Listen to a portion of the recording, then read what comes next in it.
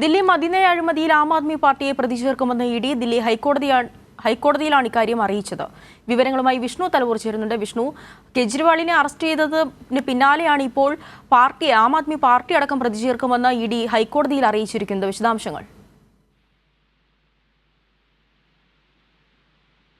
കേസിൽ ജയിലിൽ കഴിയുന്ന ദില്ലി മുൻ മുഖ്യമന്ത്രി മനീഷ് സിസോദിയ ജാമ്യം തേടി, അതായത് എൻഫോഴ്സ്മെന്റിന്റെയും CBIയുടെയും അറസ്റ്റിൽ ജാമ്യം തേടി നൽകിയ ഹർജി പരിഗണിക്കുമ്പോഴാണ് ഇപ്പോൾ എൻഫോഴ്സ്മെന്റ് കോടതിയിൽ ദില്ലി ഹൈക്കോടതിയിൽ ഇക്കാര്യം അറിയിച്ചിരിക്കുന്നത്. അതായത് ദില്ലി മദ്യനയ അഴിമതി കേസുമായി ബന്ധപ്പെട്ടുകൊണ്ട് ആം ആദ്മി പാർട്ടിയെയും പ്രതിപട്ടികയിൽ ചേർക്കാനായിട്ടുള്ള നീക്കം, അല്ലെങ്കിൽ ആം ആദ്മിയെ ഇത്തരത്തിൽ പ്രതിപട്ടികയിൽ ചേർക്കുമെന്നതാണ് എൻഫോഴ്സ്മെന്റ് അറിയിച്ചിരിക്കുന്നത്. ഇത് ഒരുപക്ഷെ ആദ്യമായിട്ടായിരിക്കും ഇത്തരത്തിൽ ഒരു അഴിമതി കേസിൽ ഒരു പാർട്ടിയെ തന്നെ ഈ പ്രതിപട്ടികയിൽ ചേർക്കാനുള്ള നീക്കം നടത്തുന്നത്. എന്തായാലും ദില്ലി മദ്യനയ അഴിമതി കേസുമായി ബന്ധപ്പെട്ടുകൊണ്ട് അരവിന്ദ് കെജ്രിവാളിന് ജാമ്യം നൽകിക്കൊണ്ട് വലിയ തിരിച്ചടി തന്നെയായിരുന്നു എൻഫോഴ്സ്മെന്റിന് നേരിടേണ്ടി വന്നത്.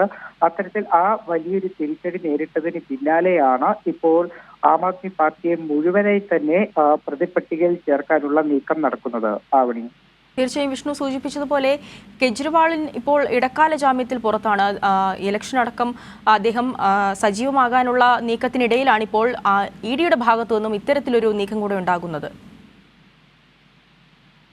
അവിടെ തീർച്ചയായിട്ടും ഈ തെരഞ്ഞെടുപ്പ് പ്രചരണത്തിന് വേണ്ടി ഇടക്കാല ജാമ്യം കെജ്രിവാളിന് 21 ദിവസത്തേക്കാണ് സുപ്രീം കോടതി അനുവദിച്ചത്. ആ ജാമ്യത്തിലിറങ്ങിയ കെജ്രിവാൾ അതിരൂക്ഷമായിട്ടുള്ള വിമർശനം തന്നെയാണ് കേന്ദ്ര സർക്കാരിനെതിരെ, പ്രത്യേകിച്ച് നരേന്ദ്രമോദിക്കെതിരെയൊക്കെ തന്നെ ഉന്നയിച്ചുകൊണ്ടിരിക്കുന്നത്. എന്തായാലും അതിനിടയിൽ തന്നെയാണ് ഇപ്പോൾ ആം ആദ്മി പാർട്ടിയെ തന്നെ പ്രതി ചേർക്കാനുള്ള നീക്കം എൻഫോഴ്സ്മെന്റ് ഭാഗത്തുനിന്നും നടക്കുന്നത്. അവിടെ ശരി, ദില്ലി മദ്യനയ അഴിമതിയിൽ ആം ആദ്മി പാർട്ടിയെ പ്രതി ചേർക്കുമെന്ന് ഇഡി ദില്ലി ഹൈക്കോടതിയിലാണ് ഇക്കാര്യം അറിയിച്ചത്. വിവരങ്ങളാണ് വിഷ്ണു തലവൂർ ദില്ലിയിൽ നിന്നും നൽകിയത്.